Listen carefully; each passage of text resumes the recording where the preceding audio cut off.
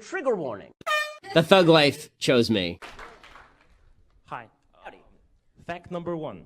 Transgender is not a disease. This is not my opinion. This is facts from the World Health Organization and the American Psychologists Association.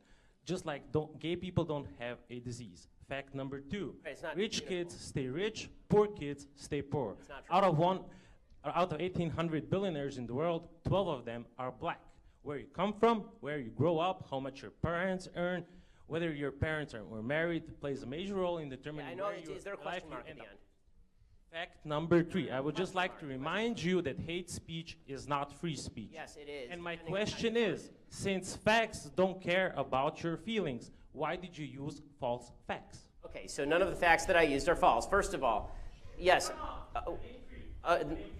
No, okay, first of all, would you like the answer? Okay, so the three facts you mentioned, you talked about transgenderism. First of all, until 5 minutes ago, the DSM specifically defined transgenderism as a disorder. It defined it as gender identity disorder, now calls it gender dysmorphia, which doesn't even make sense. It says that depression is the actual problem, not the actual gender disorder, which again does not explain why the transgender suicide rate is upward of 40%, and the actual suicide rate for the rest of the American population is lower than 3%.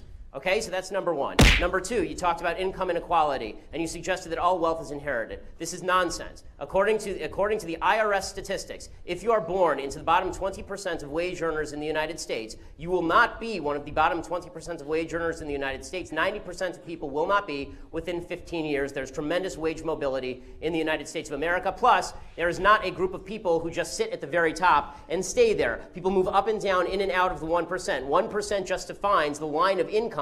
It doesn't define the people who are in that 1% of income. I've been in the 1%. I've been out of the 1%. It will happen to lots of people. People who are older tend to be more likely to be in the 1%. They weren't once in the 1%. What happened? Okay, so that's number two. Number three, you say hate speech is not free speech. It depends how you define hate speech. The only speech that is not free speech is speech that overtly defends or pushes violence.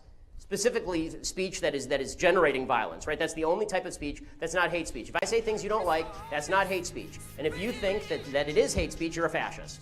End of story. Come out and play, nigga.